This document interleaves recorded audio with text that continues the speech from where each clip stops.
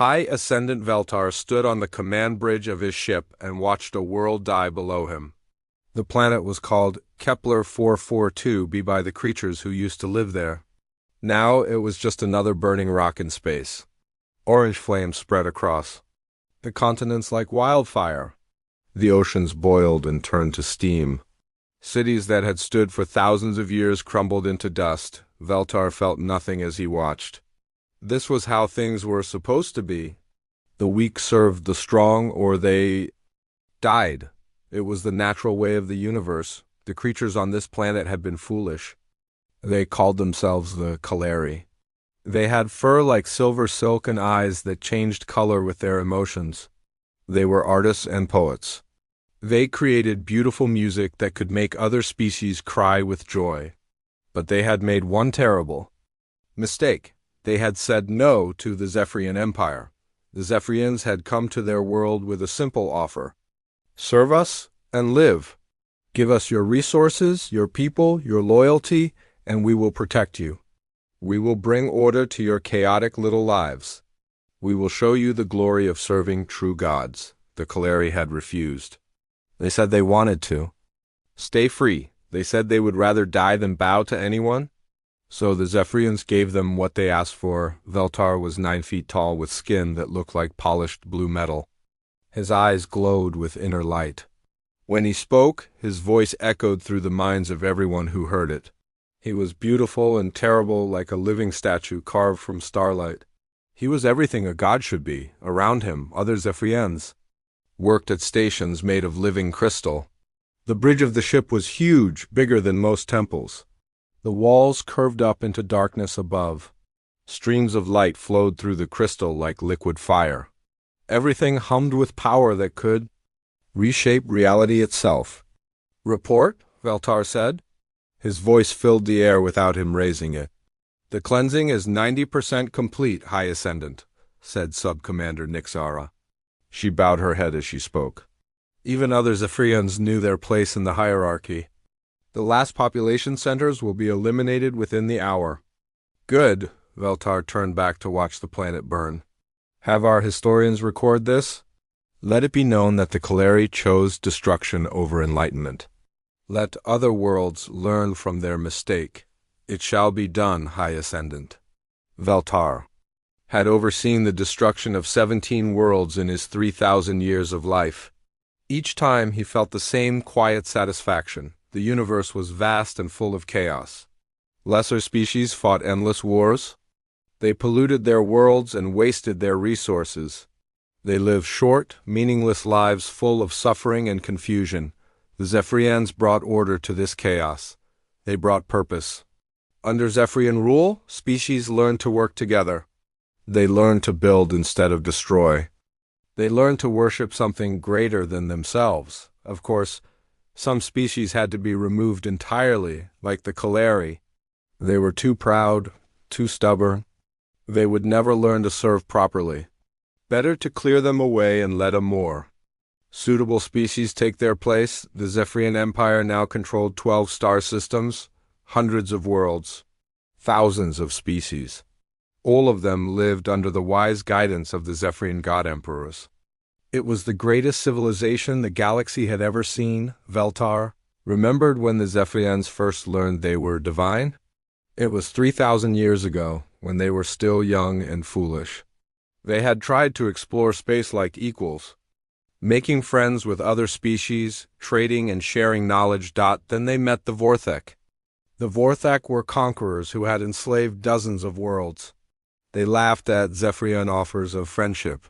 They attacked without warning, trying to add Zephyr Prime to their collection of slave worlds. The Vorthek expected an easy victory.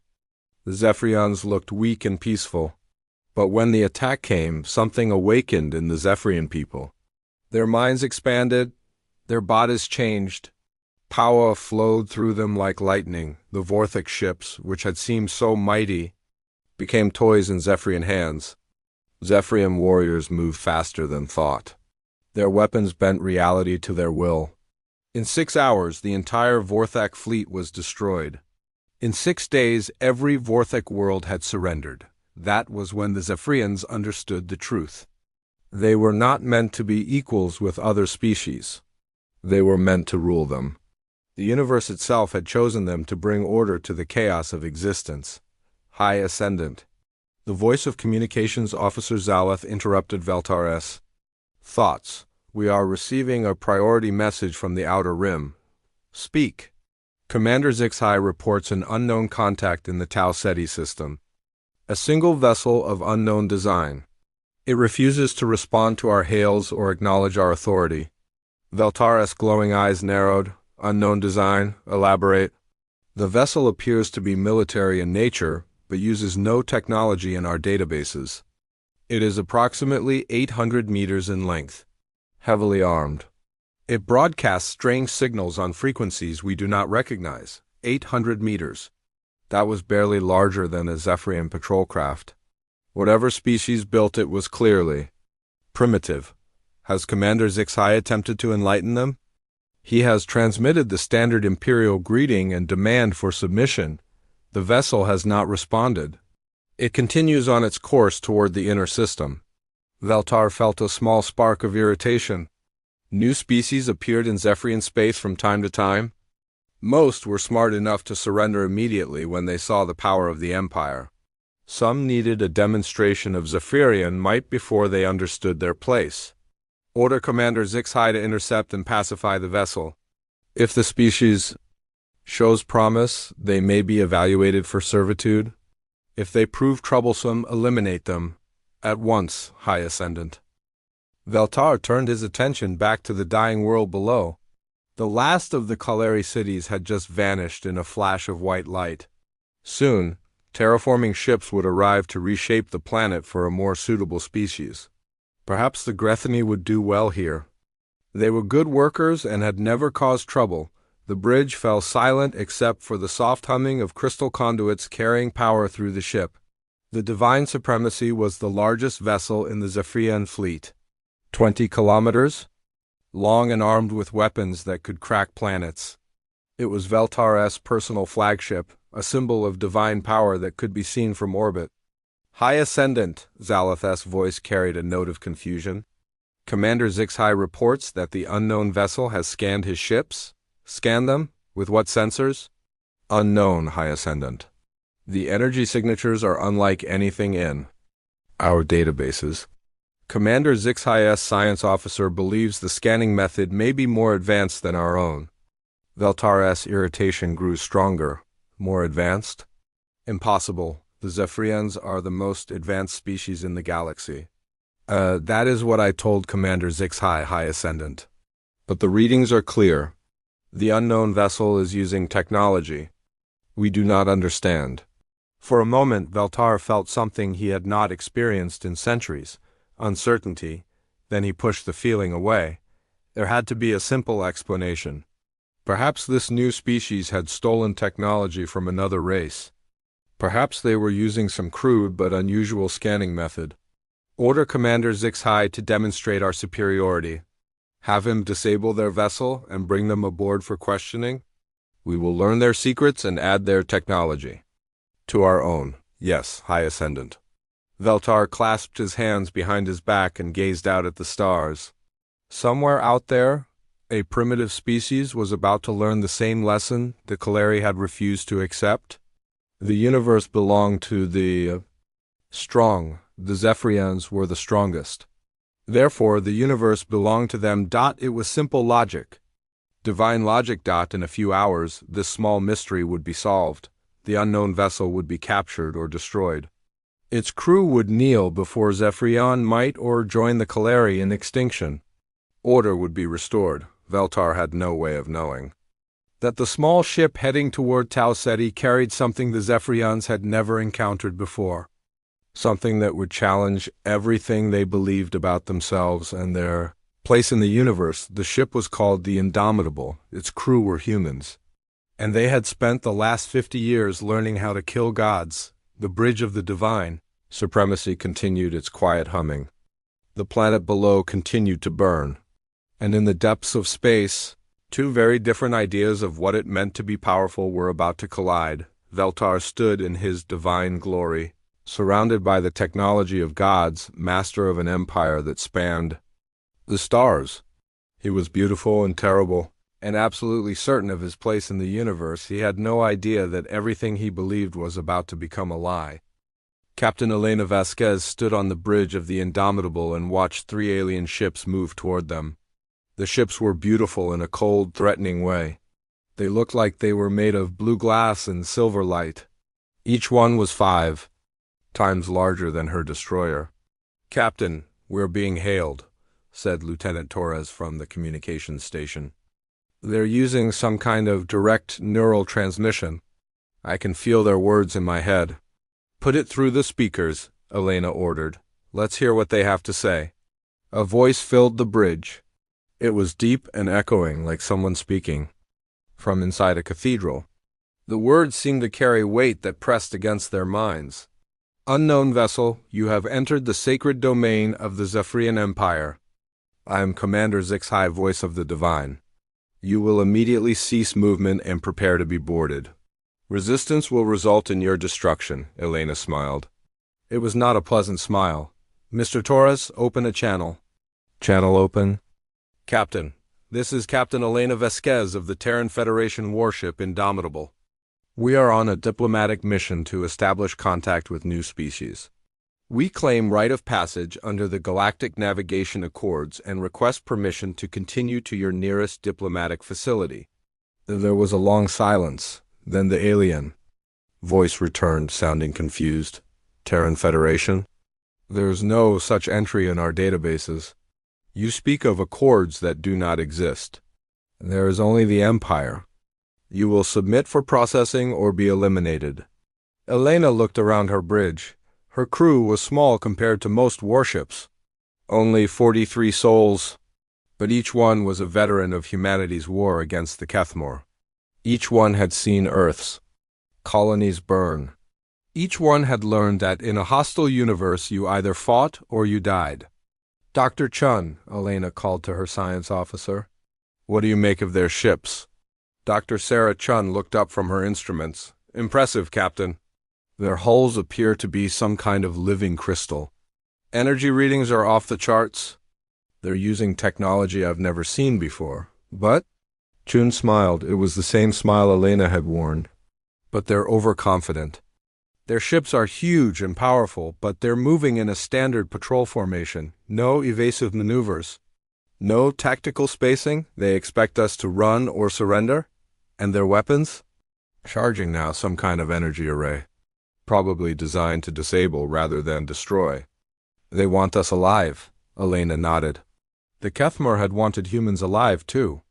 They had wanted to study human minds, to understand how a species could be so stubborn and resourceful.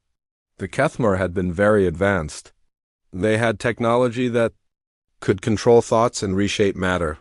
They had considered themselves the master race of the galaxy. The Kethmor were extinct now.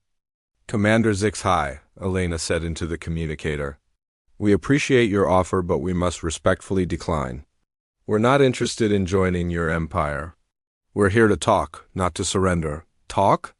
The alien voice carried what sounded like genuine confusion. "Lesser species do not talk with gods. They serve or they perish. This is the natural order." "Gods?" Elena raised an eyebrow. "You think you're gods?" "We do not think. We are. The universe itself chose us to bring order to chaos. Your refusal to acknowledge this truth marks you as either ignorant or insane. We will correct this flaw." Elena felt something trying to push into her mind. It was like cold fingers reaching for her thoughts. The sensation was familiar. The Kethmor had used similar techniques around the bridge. Her crew began to laugh. "Ma'am," said Sergeant Rodriguez from the tactical station, "they're trying some kind of neural attack. My implants are blocking it, but I can feel them pushing." "Same here," said Torres. "It's like someone tickling the inside of my skull." Elena touched the small device behind her ear. The neural interface had been developed during the war with the Kethmor.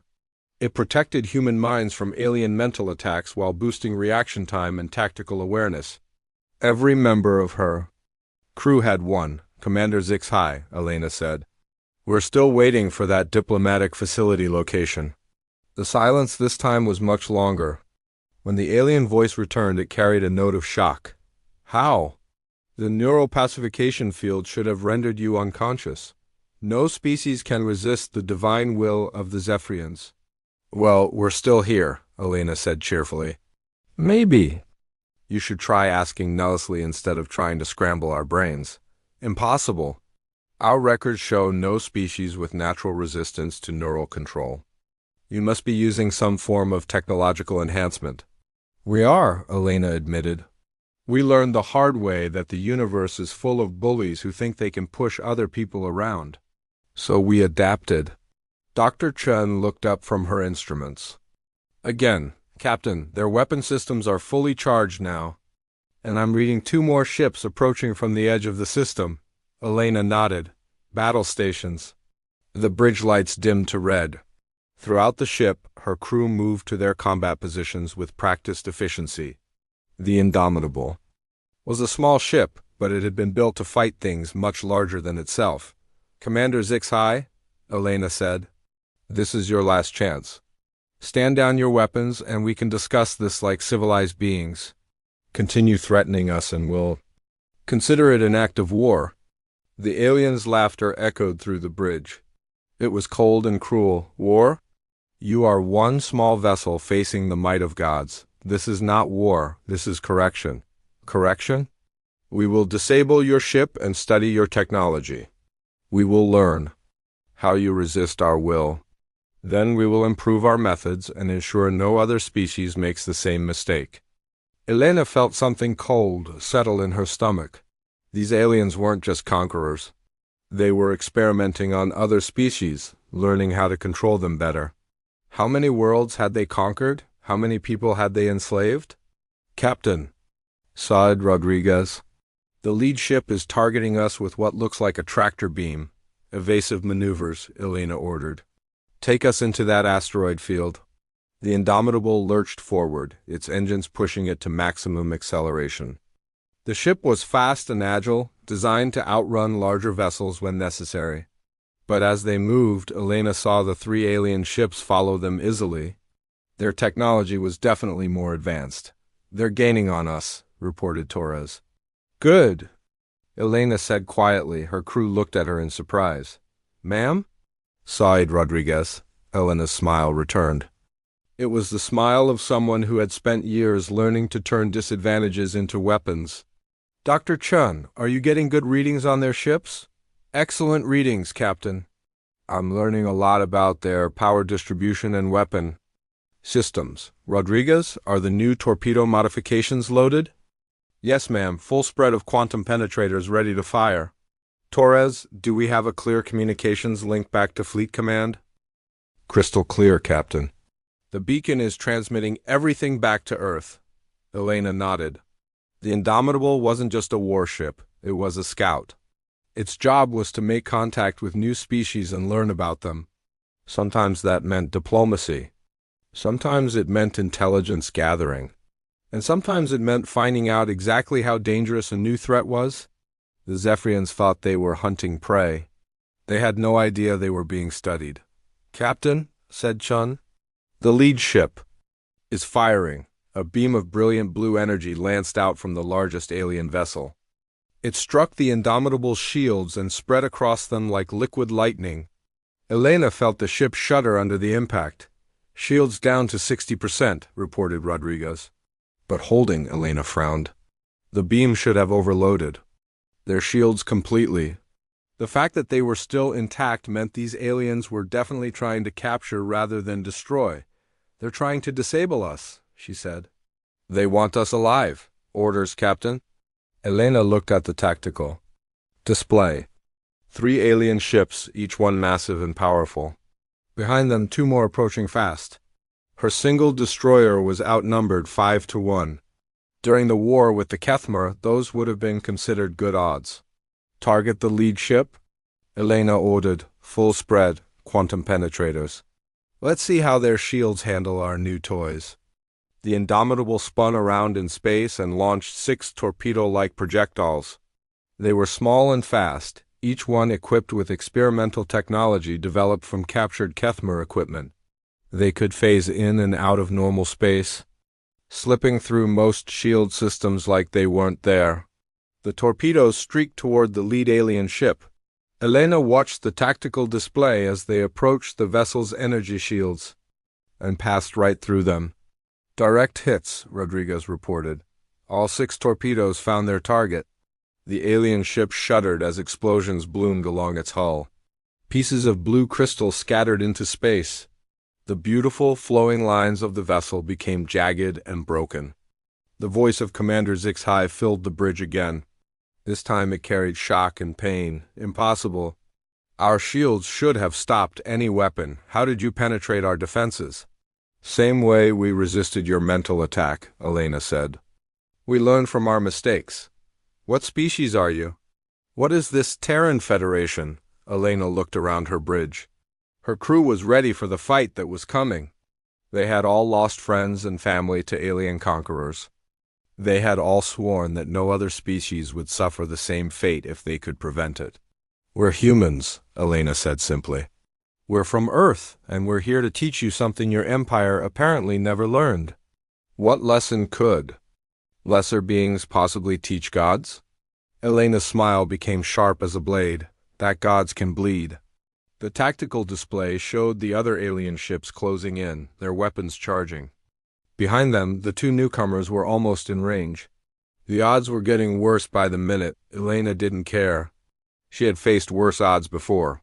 Her ship was outnumbered and outgunned, but it carried something these self-proclaimed gods had never encountered. It carried humans who had learned to fight back. All hands, Elena announced over the ship's intercom. This is the captain. We have made contact with a hostile alien empire that believes it has the right to enslave other species. They call themselves gods. They think we should kneel before them. She paused, looking out at the beautiful, deadly ships closing in on them. I think they need to learn why that's a bad idea. Battle stations. Let's show them what happens when gods pick a fight with humans. The Indomitable accelerated toward the alien fleet, its weapons charging and its crew ready for war. Behind them, the communications beacon continued transmitting everything back to Earth. The Zephyrian Empire was about to learn that some prey fought back, and sometimes the prey won. High Ascendant. Veltar felt something he had not experienced in 3,000 years.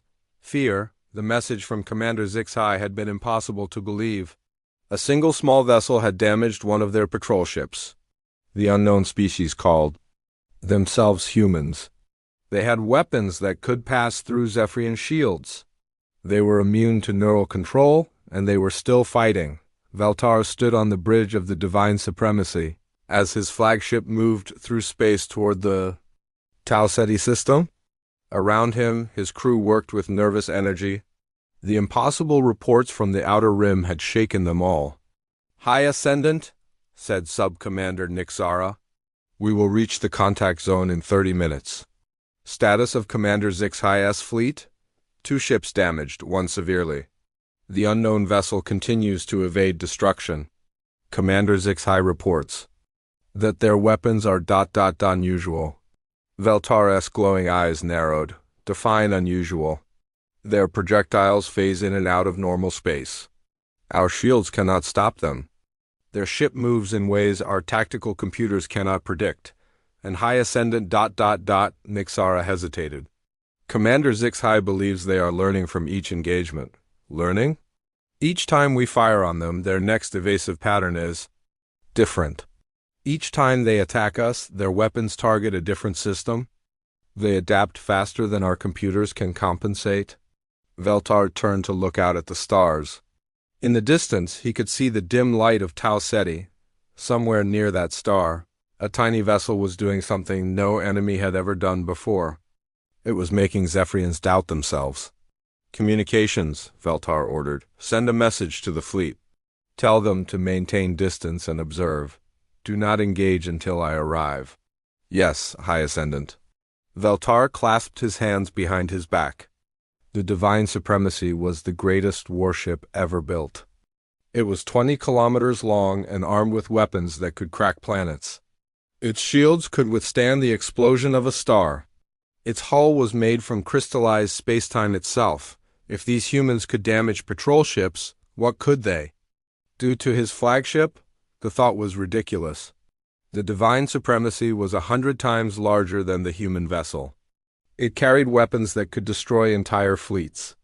It was protected by technology that bent reality itself, but for the first time in millennia, Veltar found himself checking the status of his ship's defenses. Far ahead in the Tau Ceti system, Captain Elena Vasquez wiped sweat from her forehead and studied the tactical display. The Indomitable had been fighting for 6 hours straight. Her crew was exhausted. Her ship was damaged. But they were still alive, and the Zephyrian ships were. "Learning to be afraid, status report," Elena called out. "Shields at 30%, reported Rodriguez. "We've lost 2 torpedo tubes and our port engine is running at half power." "But we're still here," added Dr. Chun with grim satisfaction, "and we've disabled 3 of their ships." Elena nodded.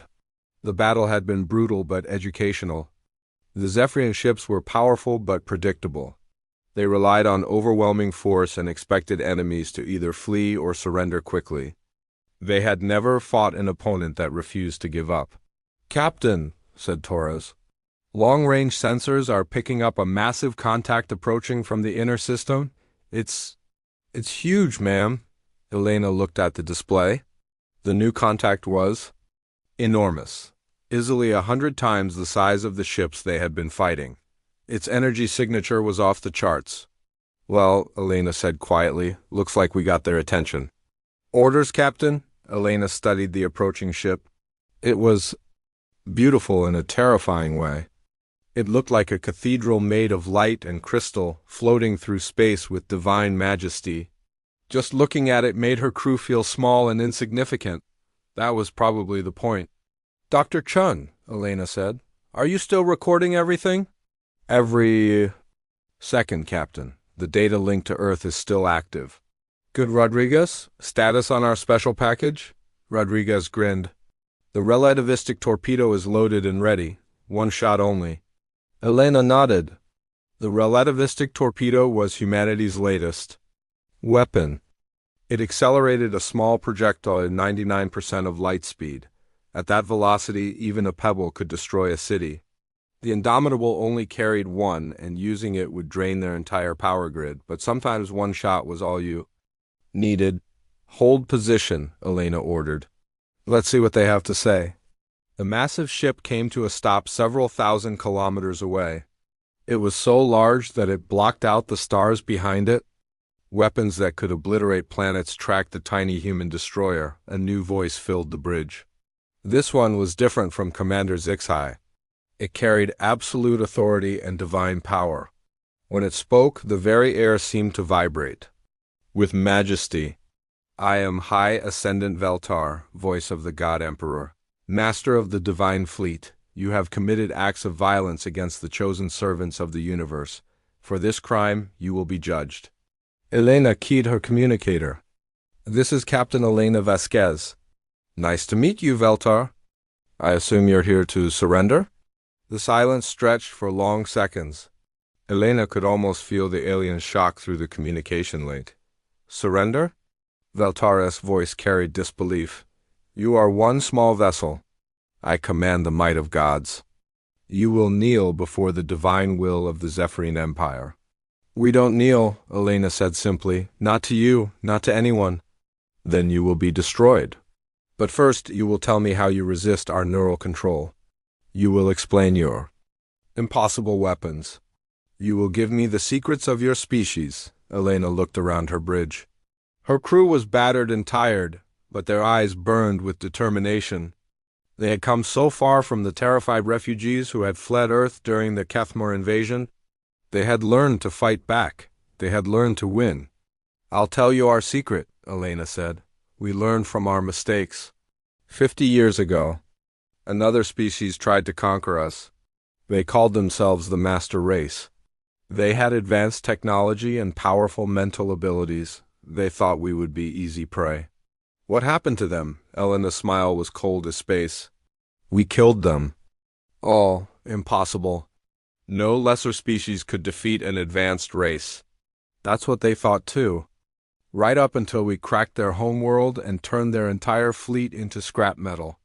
Veltar's voice carried a note of uncertainty. You speak of impossibilities. The strong rule the weak. This is the natural order. The natural order, Elena repeated. You know what the natural order really is? Evolution? Adaptation? The weak either get stronger or they die. We got stronger. On the tactical display, Elena watched as more Zephyrian ships arrived. Soon she would be facing an entire fleet. The smart thing to do would be to run, to retreat and bring back reinforcements. But Elena had learned something important during the war with the Kethmer. Sometimes running just meant the enemy followed you. Home. Torres, she said quietly, are our friends getting all this? Yes, ma'am. Earth Command is receiving everything. Admiral Chen says the fleet is mobilizing, Elena nodded. Admiral Chen was her former commanding officer. He would understand what needed to be done. Rodriguez, target the big ship. Full power to weapons. Ma'am, our torpedoes won't even scratch something that size. Maybe not, but we'll make them remember us. Elena opened the communication channel again. Veltar, I'm going to give you one chance. Turn around and leave this system. Go back to your empire and tell them that humans are off limits. Do that. And maybe we can work something out. Veltar's laughter boomed through the bridge. You threaten me? You are an insect threatening a mountain. I will capture your vessel and dissect your crew. I will learn your secrets and use them to crush any species that dares resist divine rule. Wrong answer, Elena said. She looked at her crew. They were ready. They had always been ready. All hands, this is the captain. We came out here to make first contact with a new species. We found something else instead. We found a bunch of bullies who think they own the galaxy, who think other people exist just to serve them. Elena paused, watching the massive enemy ship on her display. Well, we've taught bullies lessons before. Today we're going to teach another one, battle stations. The Indomitable accelerated toward the divine supremacy. It was like a minnow charging a whale. The size difference was so extreme that it seemed ridiculous. Veltar watched the human ship approach and felt confusion. What are they doing? Do they think they can ram us? Weapons charging, reported his tactical officer. Should we destroy them? Veltar hesitated. He wanted to capture the humans alive.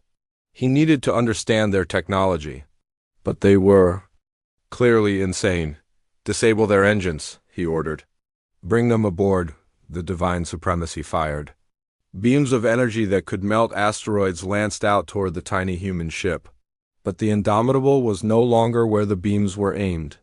It danced between the weapons fire like it was reading Veltar's mind. How? Veltar demanded. Our targeting computers are perfect. Nothing that small should be able to avoid our weapons. His tactical officer's voice was strained. High Ascendant, their ship is using some kind of predictive algorithm. It's anticipating our firing patterns. Elena smiled as the Indomitable weaved through the massive weapon beams. The neural interfaces her crew wore didn't just protect them from mental attacks. They also linked their minds to the ship's computers, allowing human intuition to guide automated systems. The Zephyrians fought like computers, precise and powerful but predictable. Humans fought like humans, chaotic and unpredictable and absolutely determined to win. Rodriguez, fire everything we have. The Indomitable unleashed its full arsenal.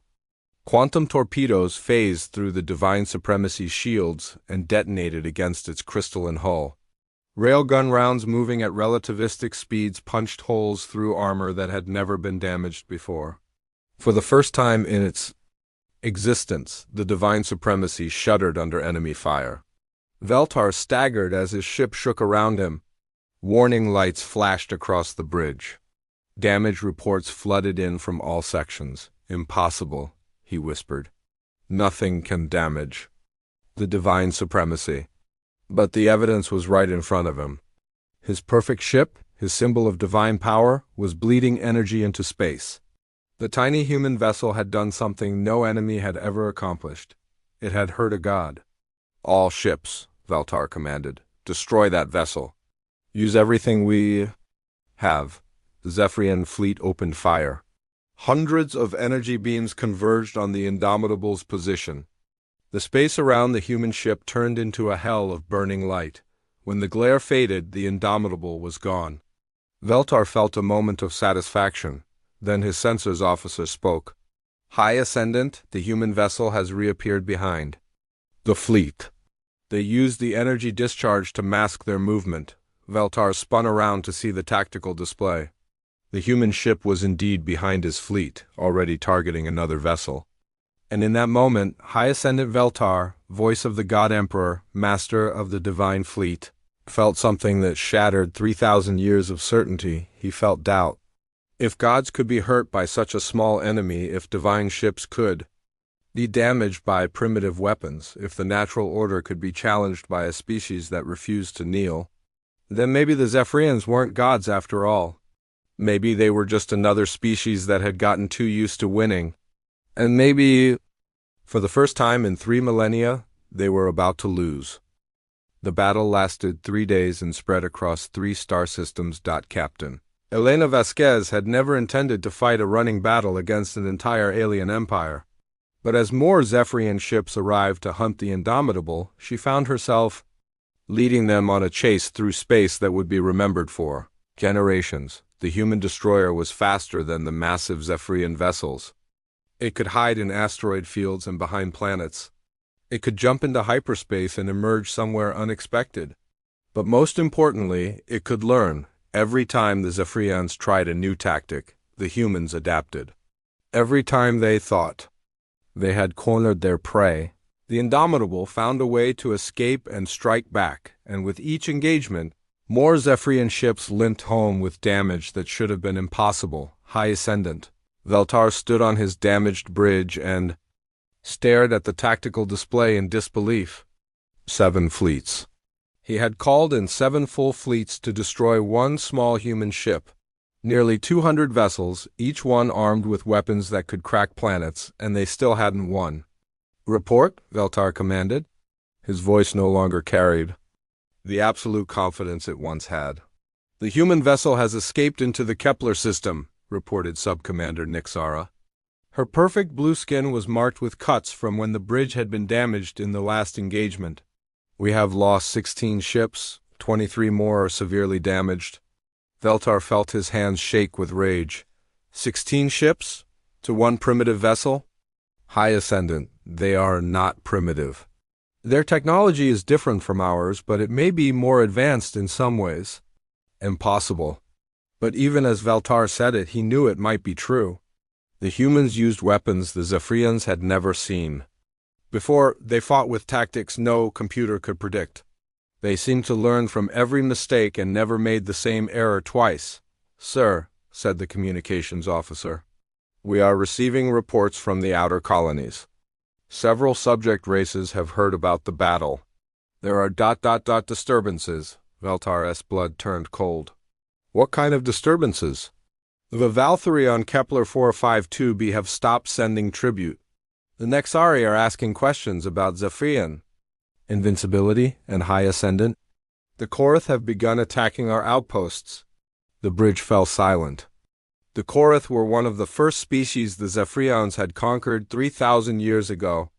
They had been model subjects ever since, never causing trouble, always obeying orders. If the Korath were rebelling, it meant word of the battle was spreading.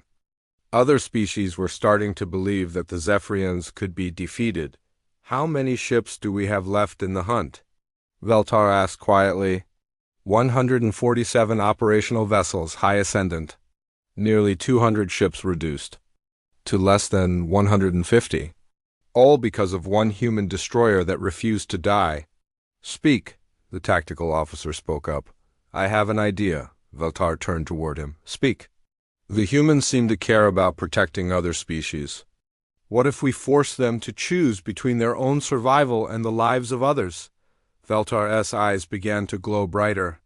"Elaborate. There is an inhabited world in the Vega system. The Althany, 2 billion primitive beings. We could threaten to to destroy their world unless the humans surrender. For a moment, Veltar hesitated. The Althani were useful subjects. They produced resources the Empire needed. Destroying them would be wasteful, but if it stopped this nightmare, if it ended the impossible battle that was destroying Zephyrian confidence across the galaxy. Do it, Veltar ordered. Prepare the planet killer. Meanwhile, in the Kepler system, the Indomitable drifted behind a large asteroid while her crew made repairs. The ship was a mess. Her hull was scarred with energy burns. Her shields flickered. Weakly, half her weapons were offline, but she was still fighting. "Captain," said Dr. Chun, "I'm picking up a massive energy buildup in the Vega system. Something big is charging up." Elena looked up from the damage reports she was reading. "How big? Planet killer big. They're targeting Vega 3. Elena felt her heart sink. Vega the Third was home to the Althani, a peaceful species that had never hurt anyone. They were farmers and artists, completely defenseless against Zephyrian weapons. "Are they demanding our surrender?" Elena asked. Torres checked his communications. "Array, yes ma'am. They want us to give up, or they'll destroy the planet." Elena closed her eyes. This was what she had been afraid of. The Zephyrians were learning too. They had figured out that humans valued other lives. "Captain," said Rodriguez, "we could run. Jump to hyperspace and get out of here. Let Earth Command know what we've learned." Elena opened her eyes and looked around her bridge. Her crew was exhausted. They had been fighting for 3 days against impossible odds. They deserved to go home, but if they ran, 2 billion innocent people would die.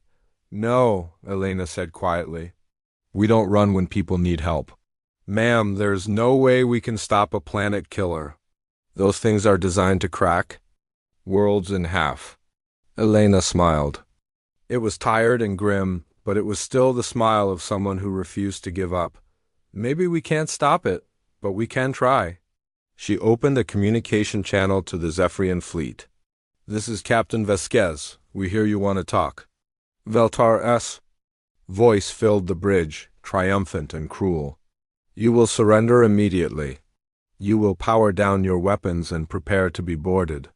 If you refuse, we will demonstrate the price of defying gods. And if we surrender, you'll spare the Althani, perhaps. If you provide us with your technology and submit to interrogation, we may allow some of them to live as examples of our mercy." Elena felt anger burn in her chest. These aliens didn't just want to conquer other species, they wanted to break them completely. They wanted to make examples of anyone who dared to resist. "I have a counteroffer," Elena said. "You turn around and leave this system. You go back to your empire and tell them that the galaxy doesn't belong to you. Do that, and maybe we won't have to kill all of you." Veltar's laughter echoed through space. "Kill us? You are one damaged ship. We are a fleet. You have fought well, but this ends now." "You're right," Elena said. "This does end now." She cut the communication and turned to her crew. "Rodriguez, is our special torpedo still operational?" "Yes, ma'am. But Captain, even a relativistic torpedo won't stop a planet killer. Those things are too heavily armored." Elena smiled. "Who said anything about stopping it?" She brought up a tactical display showing the Vega system. The planet killer was a massive weapon, built into an asteroid-sized platform. It was charging up its primary weapon, preparing to crack Vega 3 like an egg. But to charge that weapon, it had to draw power from the entire Zephyrian fleet. Every ship was connected to the platform by energy conduits, feeding it the power it needed to destroy a world. "Torres, can you calculate the exact moment when the planet killer reaches full charge?" "Yes, ma'am." 17 minutes and 32 seconds. "And at that moment, all their ships will be connected to it?" "That's right." "They'll be locked into the firing sequence." Elena nodded. "Rodriguez, I want you to target the planet killer with our relativistic torpedo. Not the weapon itself, the power core." Rodriguez's eyes went wide.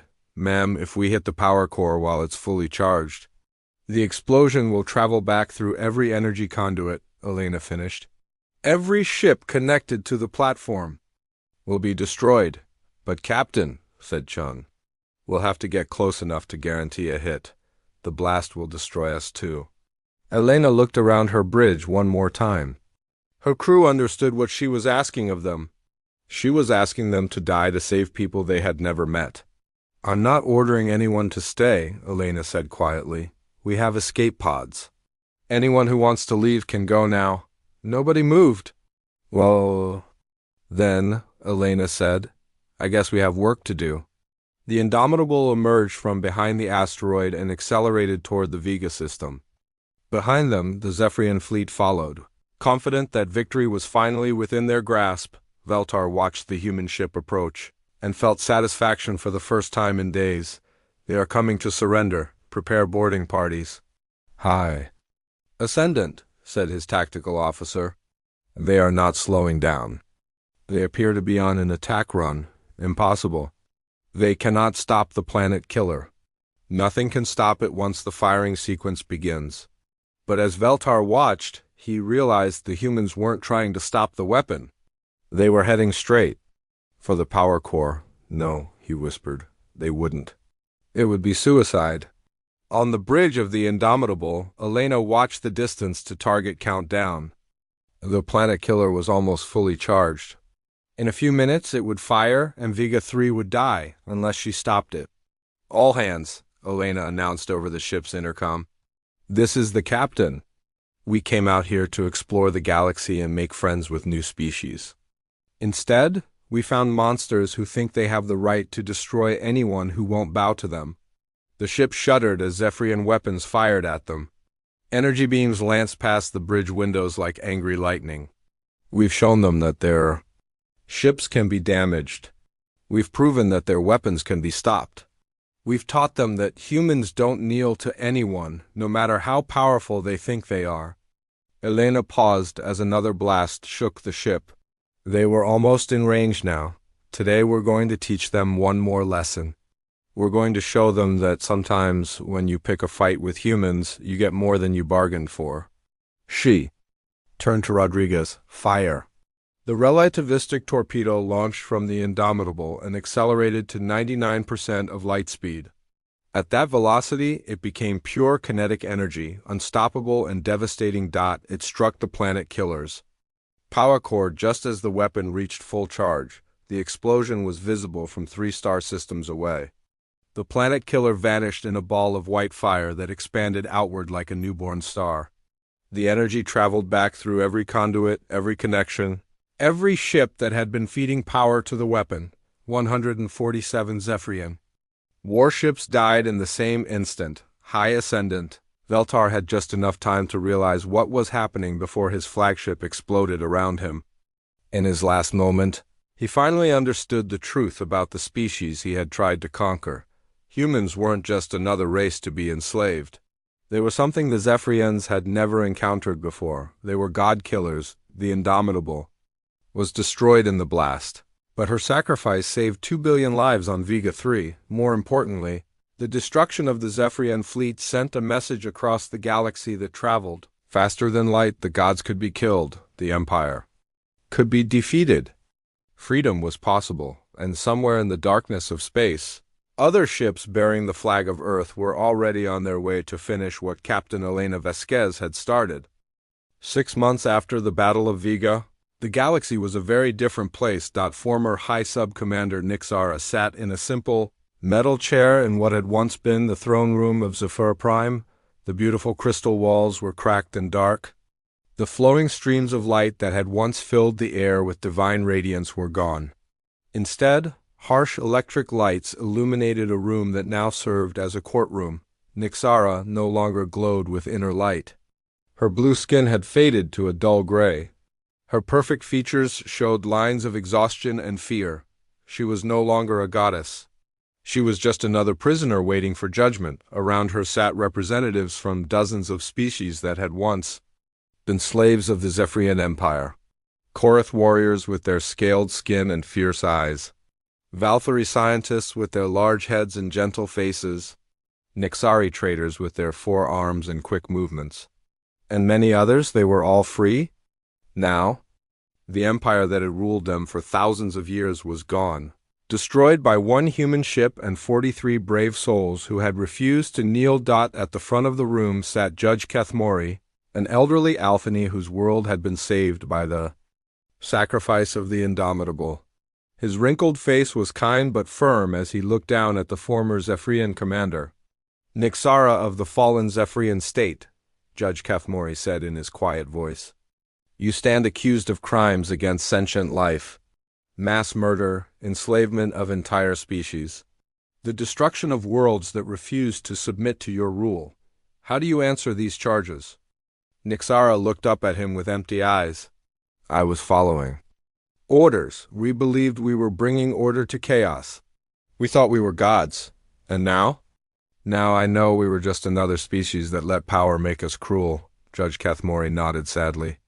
"The tribunal will consider your testimony, but first we have other matters to address." The doors at the back of the courtroom opened, and Admiral David Chen walked in. He was tall and lean, with gray hair and the kind of steady eyes that came from years of command. Behind him walked Captain Maria Santos and the crew of the Earthship Defiance. The room fell silent as the humans entered. Everyone knew who they were. Everyone knew what humanity had done. Admiral Chen walked to the front of the room and bowed respectfully to Judge Kethmori. "Your Honor, I bring greetings from the Terran Federation and the United Earth Fleet." "Admiral Chen," the judge replied, "we welcome you to the first session of the Galactic Justice Tribunal. We understand you have news about the formation of the new government." Admiral Chen nodded. "Yes, Your Honor, representatives from 47 species have agreed to join the Galactic Democratic Council. They've signed the Charter of Universal Rights, establishing principles of freedom, equality, and self-determination for all sentient beings." A murmur of excitement ran through the courtroom. For the first time in 3,000 years, the galaxy would be ruled by cooperation instead of conquest. "What of the former Zephyrian territories?" asked a Korath representative. "They will be returned to their original inhabitants where possible," Admiral Chen replied. "Species that were relocated by force will be helped to return home. Worlds that were stripped of resources will receive aid to rebuild. And former Zephyrian citizens who renounce the old ways will be welcomed as equals in the new order." Nixara looked up in surprise. "You would help us?" "After everything we did?" Admiral Chen turned to face her. His expression was serious but not cruel. "The people responsible for the Empire's crimes will face justice. But not every Zephyrian was evil. Many of you were born into a system that told you lies about your place in the universe. You can learn better. And if we cannot? If some of us still believe we should rule, then you'll live in a galaxy where everyone else knows you're wrong. And if you try to hurt innocent people, we'll stop you." The simple certainty in his voice made Nixara shiver. She had heard that tone before in Captain Vasquez's last transmission. It was the voice of people who would never back down from what they believed was right. Judge Kethmori leaned forward. "Admiral, many of our people have questions about human intentions. Your species has proven capable of destroying the most powerful empire in known history. How do we know you won't become the next conquerors?" Admiral Chen smiled, and it was a warm expression that reached his eyes. "Because that's not who we are, Your Honor. We didn't come here to rule anyone. We came to show everyone that no one has the right to rule anyone else." He gestured to Captain Santos. "Captain Santos here commands a ship with technology that could defeat any fleet in the galaxy. But she's not here to threaten you. She's here to protect your right to make your own choices." Captain Santos stepped forward. She was younger than the Admiral, with dark skin and bright eyes that held both kindness and steel. "My crew and I have sworn an oath," she said. "We will use our strength to defend the weak and protect the free. We will never use our power to conquer or control." "How can we trust such promises?" asked the Nixari delegate. "Power corrupts. History shows us this again and again." Admiral Chen nodded. "You're right to be cautious, but we're not asking you to trust us blindly. We're building a system where no one species can control the others. The Galactic Council will have representatives from every member world. Decisions will be made by vote, not by force, and if humans disagree with the Council's decisions, then we'll abide by them anyway, as long as they don't violate the basic rights of sentient beings. Democracy only works if everyone follows the rules, even when they lose. In the months that followed, the new order began to take shape. The Galactic Democratic Council established its headquarters on a neutral world in the Centauri system. Representatives from dozens of species worked together to write laws and settle disputes. It wasn't easy. Species that had been enemies for millennia had to learn to cooperate. Cultures that had never known freedom had to learn how to govern themselves.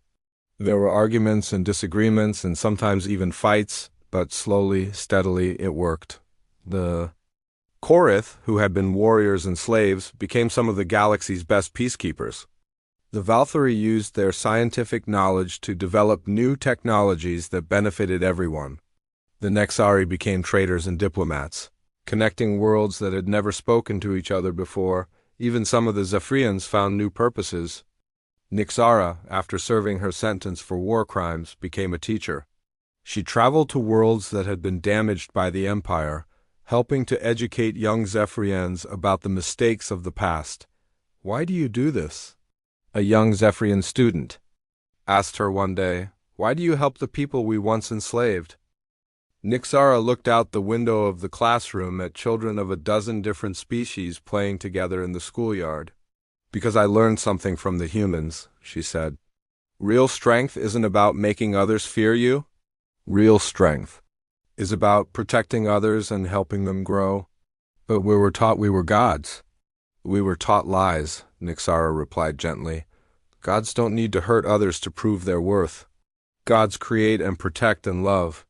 If we want to be worthy of the name, we have to learn to do the same." Meanwhile, on Earth, a memorial was being built in honor of the crew of the Indomitable.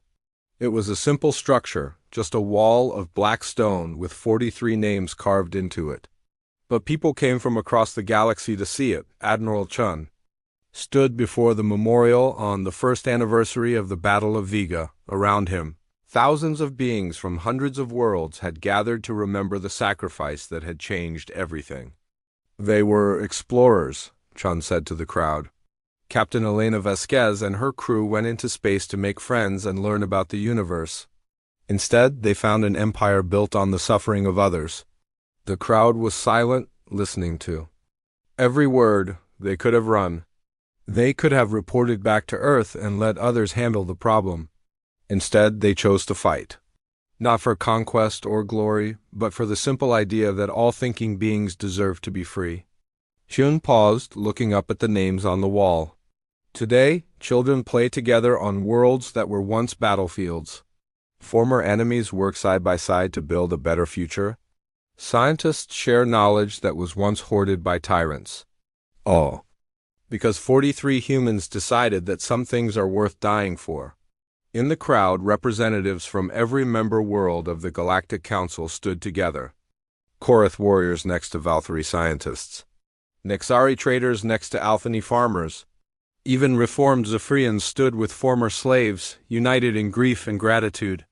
"We cannot bring them back," Chun continued.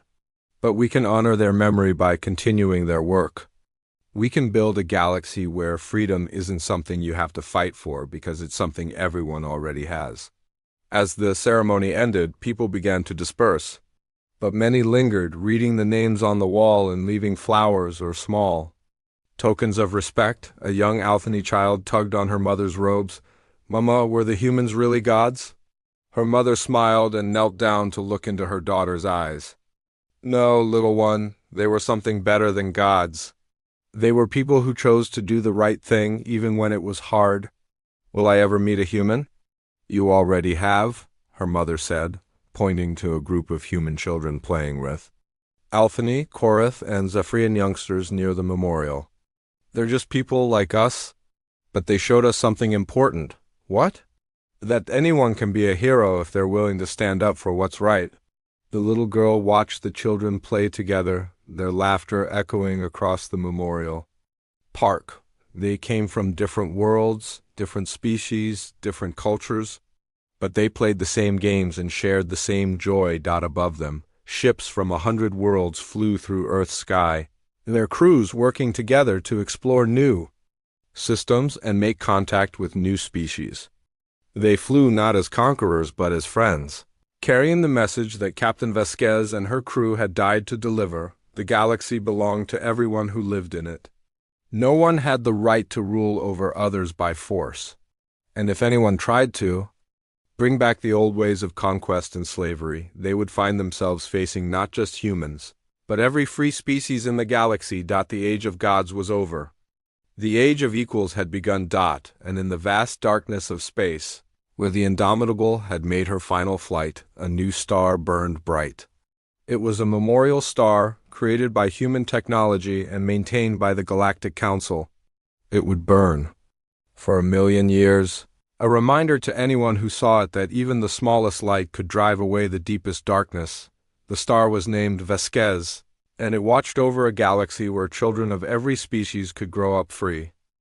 The sky over New York turned purple on a Tuesday morning. Not the soft purple of dawn or the deep purple of a storm, but an electric, unnatural purple that made people stop and stare. Traffic halted. Phone calls ended mid-sentence. Children pointed, upward, their eyes wide with wonder and fear. "It's happening," whispered Mark Jones, a street vendor who had been selling hot dogs at the same corner for 20 years. He had always believed that someday aliens would come. Now, as the massive shadow of something impossibly large darkened the city, he knew he had been right. All across Earth the scene repeated. In Beijing, Moscow, London, Rio, and 100 other cities, the same purple light filled the sky. The same massive ships appeared, hanging in the air like metal mountains. For 3 days, the ships just watched. They made no moves. They sent no messages. The world's governments tried to contact them but got no answer. Some people ran and hid. Others celebrated in the streets, thinking the aliens had come to save humanity. Most just waited, wondering what would happen next. On the 4th day, the aliens spoke. "People of Earth." The voice came through every radio, every TV, every phone, and even devices that were turned off. "We are the Galactic Council. We have watched your world for many years. The time has come for you to join us." The voice was deep and strange, like it was coming from something not made to speak human languages. It explained that the Council ruled over 500 worlds across the galaxy. Earth would be the 501st. The world's leaders gathered in an emergency meeting at the United Nations. They chose Admiral James Wilson to speak for Earth.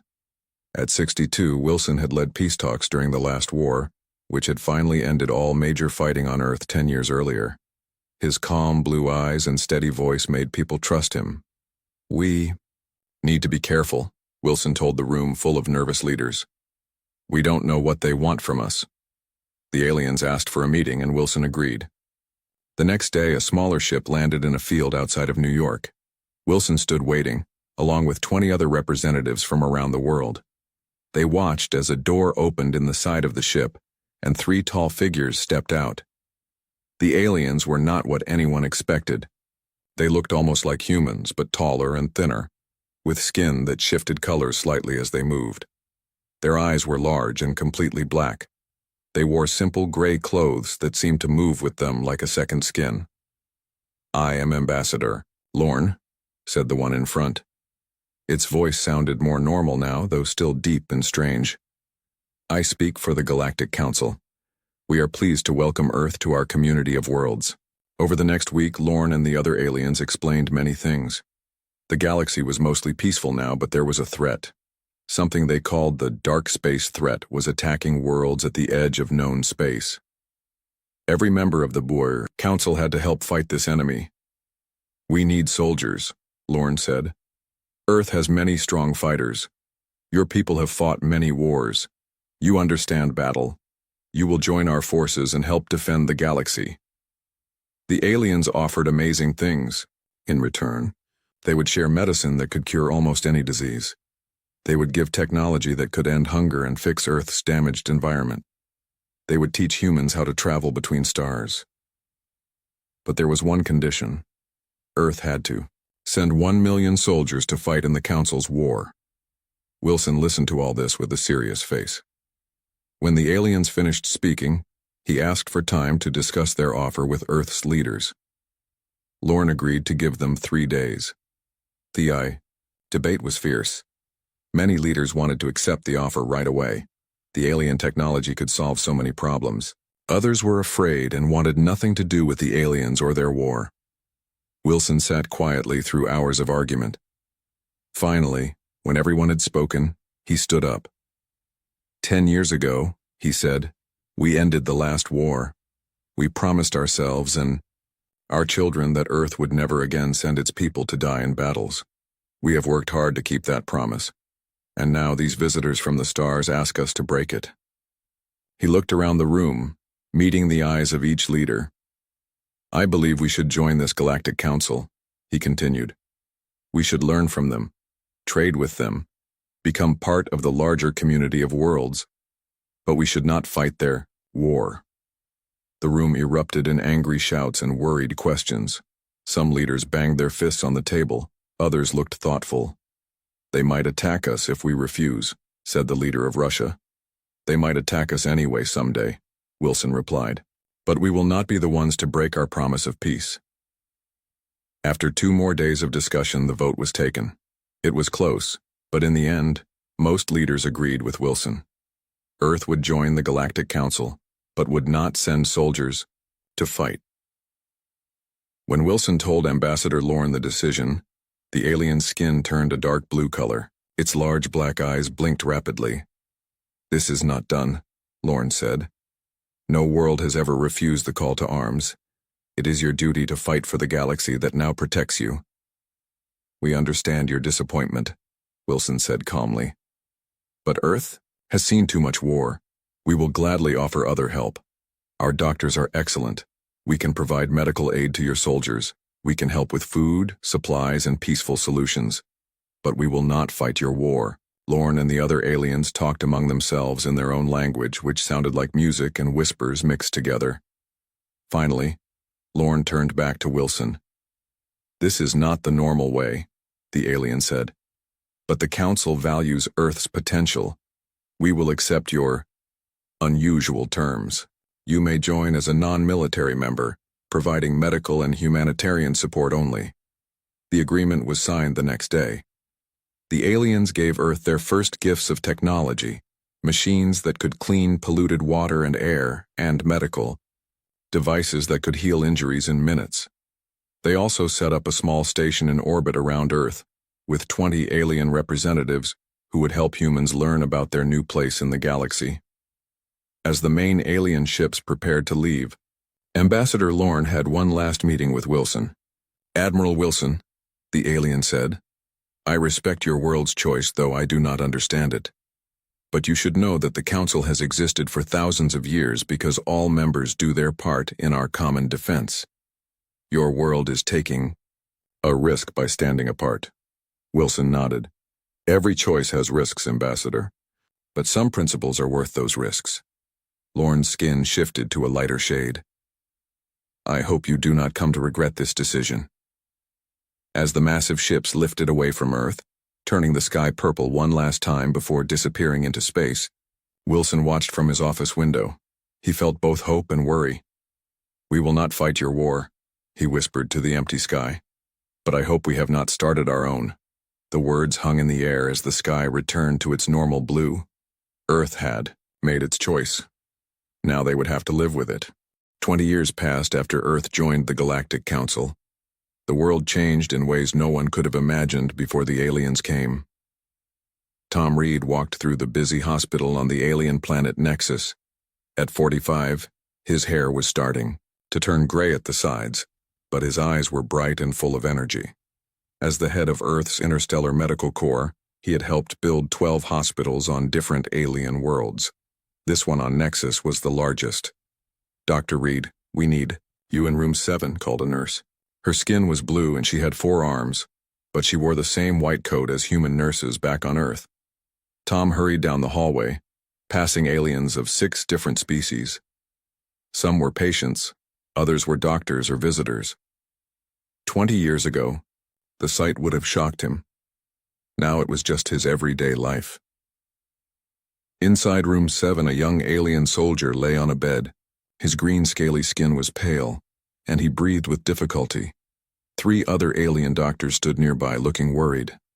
"Dark space weapon," one of them explained to Tom. "The damage spreads through the body. We can't stop it." Tom checked the soldier carefully. Earth had become famous throughout the galaxy for its medical skills. Humans couldn't match alien technology, but they understood pain, healing, and care in ways that surprised the other species. "We need to treat each affected area separately," Tom said. He took out special medicines developed by Earth scientists. "Human bodies fight infections in a similar way. We can adapt our methods." After 3 hours of careful work, the soldier's breathing improved. His skin began to return to its normal dark green color. "He will live," Tom told the other doctors. "And he can teach us more about these dark space weapons, so we can save more soldiers." Later that day, Tom sat in his office looking out the window at the strange purple trees of Nexus. The war against the dark space threat had grown worse over the years. Every month, more wounded soldiers came to his hospitals. Every month, the Council asked Earth to send fighters, not just doctors. His computer screen lit up with an incoming call from Earth. Admiral Wilson's face appeared. The Admiral was now in his 80s, his hair completely white, but his blue eyes were still sharp. "Tom," Wilson said, "how are things on Nexus?" "Busy," Tom replied. "The fighting is getting closer to this sector. We had 15 new patients today with dark space weapon injuries." Wilson nodded, his face serious. "The Council is putting more pressure on us. Ambassador Lorne has been replaced." "Replaced? But Lorne has been our main contact for 20 years. The Council says Lorne was too soft on Earth. The new representative is called Commander Vex. He arrived yesterday, and he's very different from Lorne." Tom frowned. "That doesn't sound good." "It isn't," Wilson agreed. "Vex made it clear that the Council is unhappy with our arrangement. They say we're taking advantage of the protection they provide while giving too little in return." Later that week, Tom watched the broadcast of the Galactic Council meeting. Earth now had a seat at the giant round table where representatives from all Council worlds met. Wilson sat in Earth's chair, looking small next to the larger alien species. Commander Vex stood at the center of the room. He was taller than Lorne had been, with dark red skin and eyes that glowed slightly. His voice was harsh as he spoke. "The war reaches a critical point," Vex announced. "All worlds must increase their military contributions, especially," he turned to look directly at Wilson, "those who have contributed no fighters at all." Wilson's voice was calm when he answered. "Earth continues to honor our agreement. Our medical teams have saved thousands of Council soldiers. Our scientists have developed new treatments for dark space weapons. We provide food, supplies, and support to 50 battle zones." Vex's eyes glowed brighter. "Medical teams, food, supplies." He said the words like they tasted bad. "While other worlds send their people to die, Earth sits safe behind the protection we provide. You are parasites, taking the benefits of Council membership while others pay the price in blood." Gasps came from around the room. No Council representative had ever spoken so harshly to another member world. Wilson didn't raise his voice. "We made our position clear 20 years ago, Commander. Earth will not fight your war. We contribute in other ways, as agreed." "Perhaps that agreement was a mistake," Vex said. 3 days later, as Tom was finishing his work at the Nexus Hospital, a loud boom shook the building. The lights flickered and went out. Emergency lights came on, casting red shadows across the frightened faces of staff and patients. "What's happening?" Tom shouted, running into the hallway. A nurse with 6 legs came running toward him. "Council military exercise," she said. Something went wrong. Their weapons hit the east wing of the hospital. Tom's heart seemed to stop. The East Wing had over 200 patients, most of them human doctors and nurses who were resting between shifts. He ran through the smoke-filled corridors, helping to carry injured people out of the damaged building. By the end of the day, the terrible news was clear. 189 humans and 45 aliens had died in the accident. When Tom called Earth to report what had happened, Wilson's face grew pale on the screen. "This was no accident," the Admiral said quietly. "It's a message from Vex and the Council." Over the next month, more accidents happened. A ship carrying medical supplies from Earth was destroyed by pirates, who somehow had Council military weapons. 3 more human medical stations reported equipment failures that killed dozens. Earth's government sent a formal complaint to the Galactic Council, demanding an investigation into these incidents. The Council meeting to discuss the complaint was short. Commander Vex dismissed the deaths as unfortunate but minor incidents in a time of war. "Perhaps," Vex added, looking at Wilson, "if Earth contributed actual fighters to the war effort, your people would be better protected." Wilson stood up from his chair, his old voice strong with anger. "Are you threatening us, Commander?" Vex's skin darkened to a deep crimson. "I am stating facts, Admiral. The galaxy is at war. In war, accidents happen, especially to those who refuse to do their part." After the meeting, Wilson called all Earth representatives from across the galaxy to an emergency discussion. Tom joined from Nexus, his face grim on the video screen. "They're trying to force us to join their war," Tom said. "These attacks are just the beginning." Wilson nodded. "The Council has changed since we joined. Vex represents a new, harder approach. They see our refusal to fight as weakness." "What do we do?" asked another representative. Wilson looked at each of their faces on his screen. "We stay true to our principles. We continue to heal, not harm. We help those we can. And," he paused, "we prepare. Because I fear worse is coming."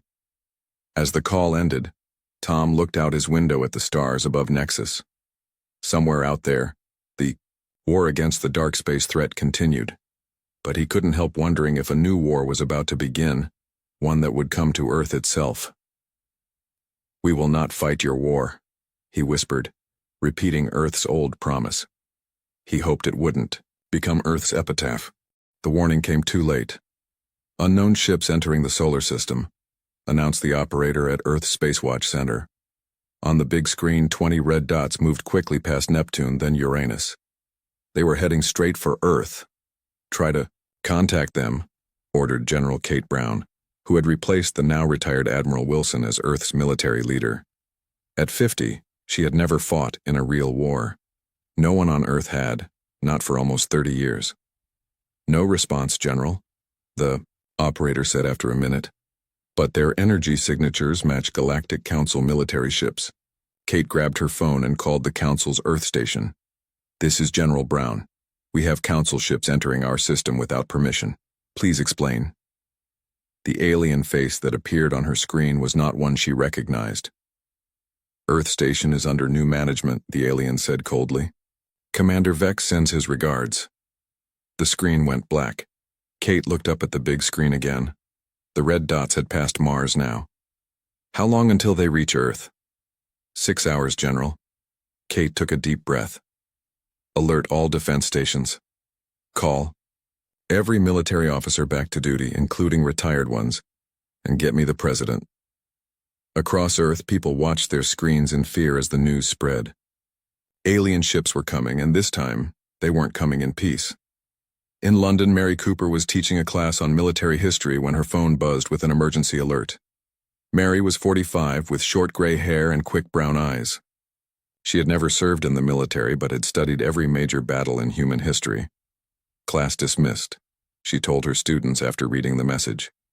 "Go home to your families." As the students left, one young man stayed behind. "Professor Cooper, what's happening?" Mary looked at him sadly. "I think the history I've been teaching is about to become very useful." 6 hours later, the alien ships entered Earth orbit. They made no demands, sent no messages. They simply opened fire. The few defensive satellites Earth had were destroyed in minutes. Then the ships started targeting major cities.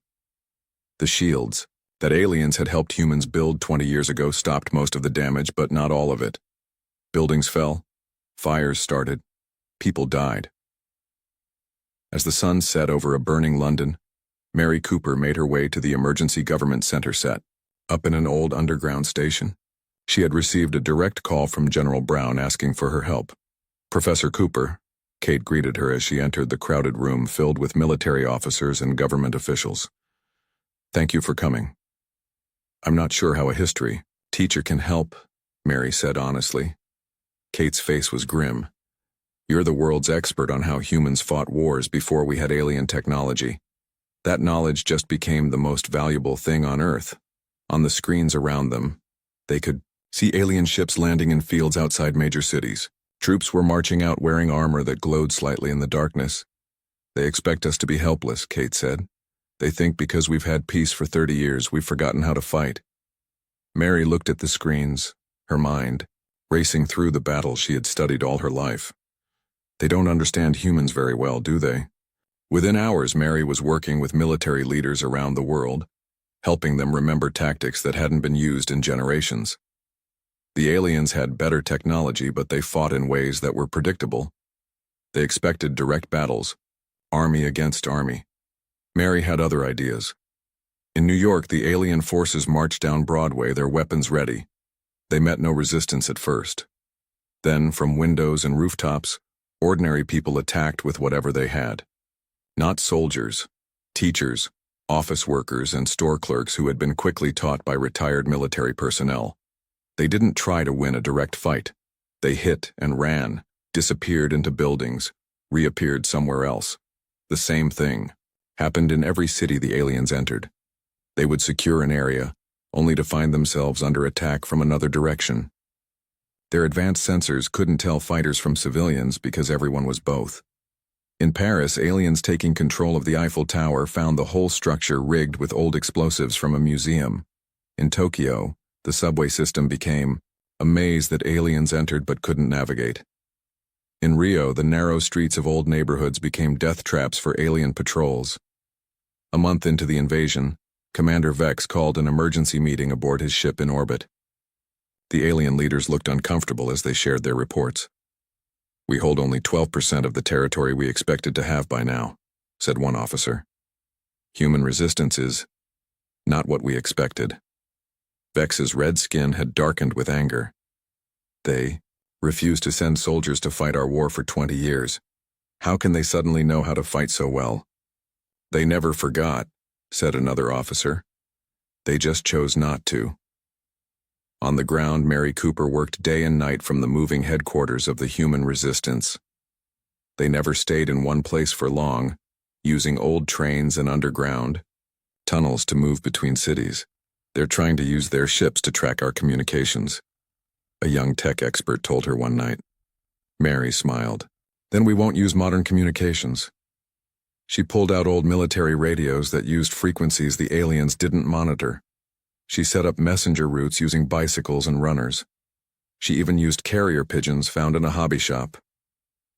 General Kate Brown worked closely with Mary. Between Kate's leadership and Mary's historical knowledge, they formed a resistance that grew stronger each day. The aliens know how to fight a space war, Mary explained during a strategy meeting. They don't know how to fight humans who don't play by their rules. They use tactics from every war in human history. Vietnam's tunnel systems, World War II's resistance networks, ancient Roman defensive formations, American Revolutionary War hit-and-run attacks. Every dirty trick, clever strategy, and desperate measure humans had ever invented was put to use.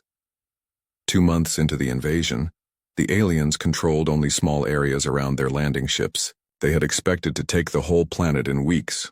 Now they found themselves surrounded in every city they had entered. In London, Mary watched from a hidden position as aliens tried to secure a bridge over the Thames. Her group had let them get halfway across before blowing up both ends, trapping the alien unit. We're not winning yet, she told Kate over their secure radio. But they're definitely losing. In orbit, Commander Vex received the latest reports with growing rage. What should have been an easy conquest of a peaceful world had turned into a nightmare. The Council had assured him that humans were soft, that they had forgotten the art of war in their decades of peace. The reports from his forces told a different story. Humans remembered war all too well. They just hadn't wanted to fight someone. Elsa's, send more ships, Vex ordered. Double the invasion force. I want this planet under control in 1 month.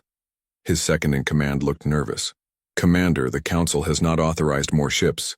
They still officially deny involvement in this operation." Vex's eyes glowed dangerously. "Then I will take personal command on the ground.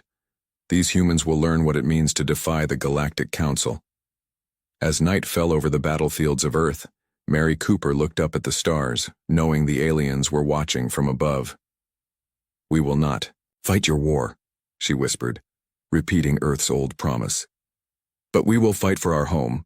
3 months into the invasion, John Black sat in a small room under the ruins of what had once been a library in Chicago. At 37, he had dark circles under his eyes from lack of sleep. Before the aliens came, he had been a professor of linguistics, studying how different languages worked. Now he studied the enemy. Around him were pieces of alien technology, broken communicators, damaged data pads, and parts of weapons. His small team had collected these from battlefields across North America. While others fought the aliens, directly John fought them with his mind, trying to understand their language and technology. "I think I've got something," he told Lisa, one of his team members. She had been a computer programmer before the war. Now she helped John break into alien devices. For weeks they had been collecting and studying alien communications. The aliens spoke many languages, including several human ones, but they used their own language for military orders. John had been trying to translate it. "Look at this pattern," he said, pointing to symbols on a screen. "It appears in every battle plan we've captured. I thought it was just a military code, but it's more than that." Lisa looked closely. "What does it mean?" "It's about the dark space threat," John said slowly. "The enemy the Council has been fighting for centuries, but something doesn't make sense." He showed her more translations. "See these reports? They talk about battles with the dark space forces, but the dates and locations don't match what we're told about the war. And look at these orders, they refer to simulated dark space attacks on Council worlds." Lisa's eyes widened. "Simulated? You mean fake?" John nodded, his face serious. "I need more data to be sure, but I think the dark space threat might not be real, or at least not what the Council told us it was." Over the next few days, John's team captured more alien communications and broke into secure files from a damaged alien ship. The more they learned, the clearer the picture became. "We need to get this to General Brown right away," John said, gathering their findings. Traveling across the war-torn country wasn't easy. John and Lisa moved mostly at night, using old subway tunnels and sewer systems to avoid alien patrols. They carried their precious data on small devices hidden in their clothes. After a week of dangerous travel, they reached the mobile headquarters, where General Brown and Mary Cooper were planning the next phase of Earth's defense. "This better be important," Kate said when they arrived. She looked tired. Leading a worldwide resistance against aliens with superior technology was not easy. "It is," John promised. "It changes everything." He connected his devices to their computer system and showed them what he had discovered. The room fell silent as they watched the evidence unfold. "The dark space threat isn't real," John explained. "At least, not the way the Council described it. There is something out there, but it's not an enemy force attacking the galaxy. It's just a natural phenomenon, a region of space with unusual energy patterns." Mary leaned forward. "But the Council has been at war with this threat for centuries." "No," John said. "They've been lying for centuries. The Council's ruling species invented the dark space threat to control the other worlds. They stage fake attacks on outer colonies, then demand soldiers and resources to fight the non-existent enemy." He showed them more translated files. "The real purpose of the Council's military is to keep member worlds in line. Any planet that grows too strong or questions the Council's authority gets a visit from dark space forces. The Council then either destroys them or forces them to send more troops to the fake war." Kate's face had gone pale. "So Earth was invaded not because we refused to fight, but because we questioned the Council's authority," Mary finished. "We showed other worlds that membership was possible without military service." "Exactly," John said. "We were setting a dangerous example. If other worlds followed our lead, the Council's control would fall apart. Can we prove this? Kate asked. Can we show this to the other Council worlds? John nodded. That's why we came.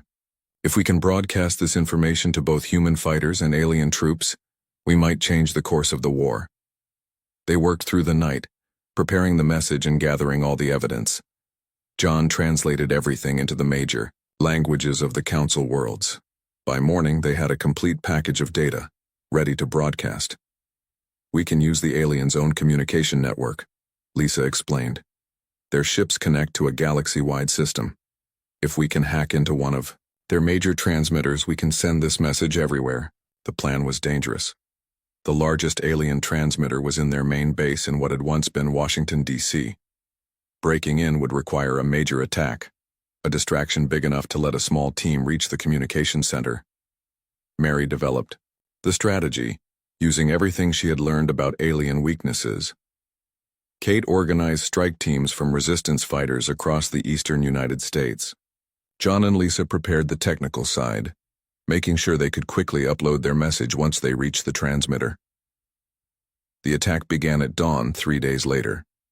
Human fighters hit the alien base from multiple directions, using tactics the aliens still hadn't adapted to.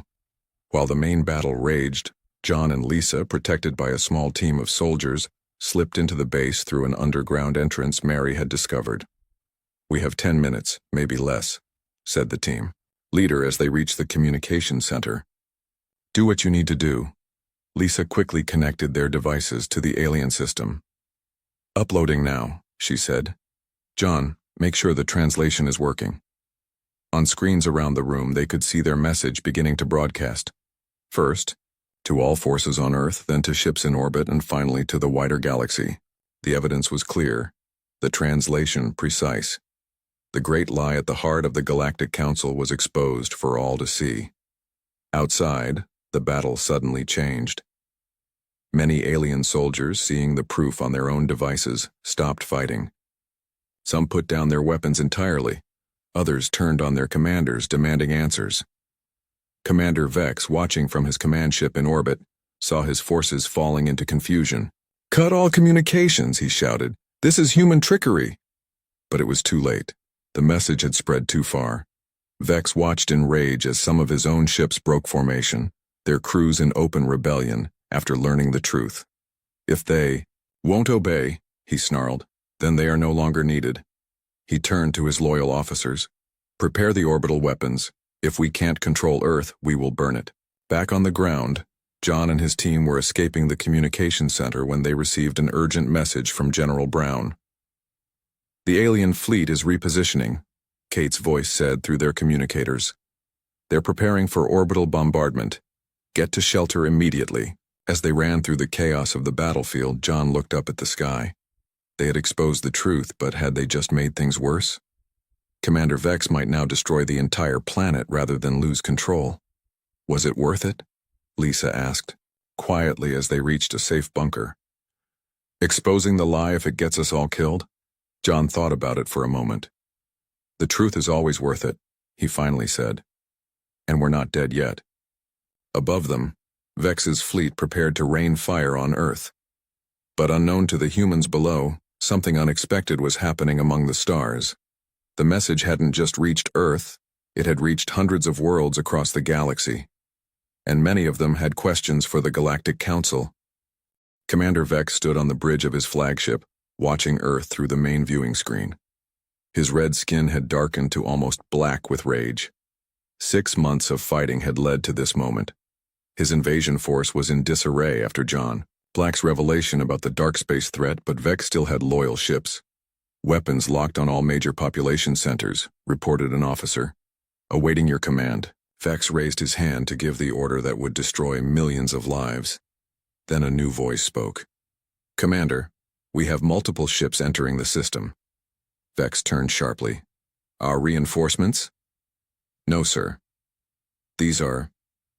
They're council ships, but not from our fleet. They're coming from at least 7 different council worlds." On the screen, dozens of new ships appeared surrounding Vex's fleet. A communication signal flashed. "Open it," Vex ordered, his voice tense. The face that appeared on the screen was familiar. Ambassador Lorne, who had been replaced by Vex 20 months earlier. "Commander Vex?" Lorne said, his skin shifting to a cool blue color. "By order of the Galactic Council Reform Committee, you will stand down immediately." Vex's eyes widened. Reform Committee? What nonsense is this? "The truth about the dark space deception has spread across the galaxy," Lorne explained. "Many worlds have risen against the old Council leadership. I speak for those worlds now." "Traitor," Vex spat. "No," Lorne replied calmly. "I am finally being loyal to the true purpose of the Council, cooperation between worlds, not control over them." Vex looked at his officers, seeing doubt on many of their faces. "Fire the weapons," he ordered. "Destroy this planet before more are infected with its ideas." No one moved to obey. "I said fire," Vex shouted. His second-in-command stepped forward. "Sir, we joined to protect the galaxy from the dark space threat. If that threat isn't real—" "It doesn't matter," Vex snarled. "What matters is order, control. The lesser worlds must be kept in line." As Vex raged, more of his officers backed away. On other ships in his fleet, similar scenes played out as crews refused orders to attack Earth. Lorne's voice was sad but firm. "Commander Vex, you are relieved of duty. Surrender your ship." What happened next was quick. Vex tried to draw his weapon, but his own officers stopped him. Within an hour, he was under arrest, and control of the invasion fleet had passed to those loyal to the new Reform Committee. On Earth, people watched the alien ships with fear and hope. No one knew what the arrival of more alien vessels meant. Could they trust this Ambassador Lorne? Was this just another trick? In the underground command center, General Kate Brown received a communication request from the alien fleet. "Should we answer it?" she asked Mary Cooper and John Black, who stood beside her. "We should hear what they have to say," Mary suggested. "But be ready for anything." Kate accepted the call. Ambassador Lorne's face appeared on their screen. "General Brown," Lorne said, "I know you have no reason to trust me or any representative of the Council after what has happened, but I am here to offer peace, real peace this time." "The last peace offer didn't work out so well for us," Kate replied coolly. Lorne's skin, darkened with what humans had learned was shame in his species. What Commander Vex did was wrong. Many in the Council never approved of the invasion, but those who created the dark space lie had too much power. That has changed now. Over the next few hours, Lorne explained what had happened across the galaxy. John's broadcast of the truth had reached not just Earth but hundreds of worlds. Many had already suspected the dark space threat wasn't what the Council claimed. With proof finally available, rebellions had broken out on dozens of planets. "In just 6 days, the old Council leadership has fallen," Lorne said. "A reform committee has taken control, with representatives from many worlds, especially those who suffered most under the old system." Kate and her advisors listened carefully, looking for any sign of deception. John analyzed Lorne's language patterns, while Mary studied the historical parallels to other regime changes. "What happens now?" Kate finally asked. "That depends partly on Earth," Lorne replied. "Many worlds now look to your planet as a symbol of resistance against tyranny. Your choice to not fight the false war seems wise now, not weak. Your voice would be welcome in building a new galactic community." It took weeks of careful talks before Earth's leaders agreed to meet with the Reform Committee. The meeting was held in orbit above Earth, on a neutral ship. Admiral Wilson, now 85 and in poor health, insisted on attending alongside General Brown, Mary Cooper, and John Black. When Wilson entered the meeting room with the help of a cane, many alien representatives stood in respect. The old admiral had become a symbol of peaceful resistance throughout the galaxy. "Admiral Wilson," Lorne greeted him. "It is good to see you again, though I wish it were under better circumstances." Wilson nodded slowly. "Better late than never, Ambassador. I understand you were working against Commander Vex from within all along." "Not effectively enough," Lorne admitted. "I should have acted sooner." The meeting lasted 3 days as representatives from 20 worlds discussed how to build a new galactic organization, not based on military control, but on cooperation and mutual benefit. On the third day, Admiral Wilson addressed the gathering. 20 years ago, he said, his voice thin but clear, Earth made a choice that many thought foolish. We refused to fight someone else's war. We chose to heal rather than harm. That choice nearly destroyed us when the truth about that war was revealed. He looked around the room at the alien faces. Some looked very different from humans, but all shared the same serious attention. Now we have another choice to make, Wilson continued. We could turn away from the galaxy, focus only on rebuilding our world. Many on Earth would prefer that. There were murmurs around the room. Several alien representatives looked down, understanding the temptation.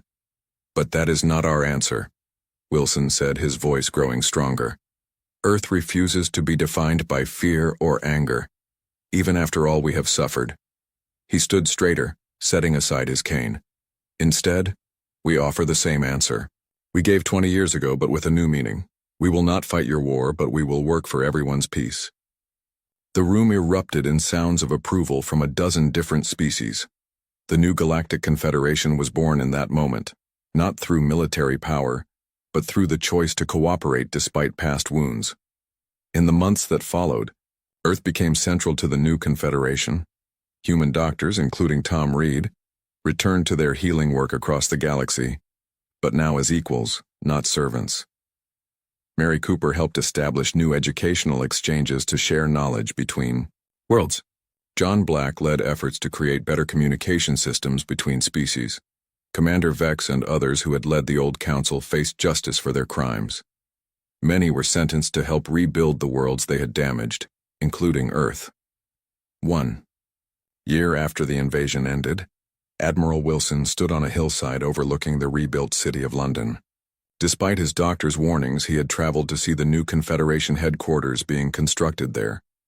Did you ever think it would end this way? General Brown asked, standing beside him. Wilson shook his head. I hoped for peace, but I never imagined our refusal to fight would end up changing the galaxy. Below them, humans worked alongside aliens from a dozen worlds. Children who had hidden from alien soldiers now played with young aliens whose parents had come to help rebuild. Earth refused to fight the galaxy, Wilson said softly, and in the end that refusal saved both. As the sun set over the new world they were building, the old admiral smiled. The answer Earth had given 20 years ago had finally been understood. True strength lies not in the willingness to fight, but in the courage to stand for peace even against the stars themselves.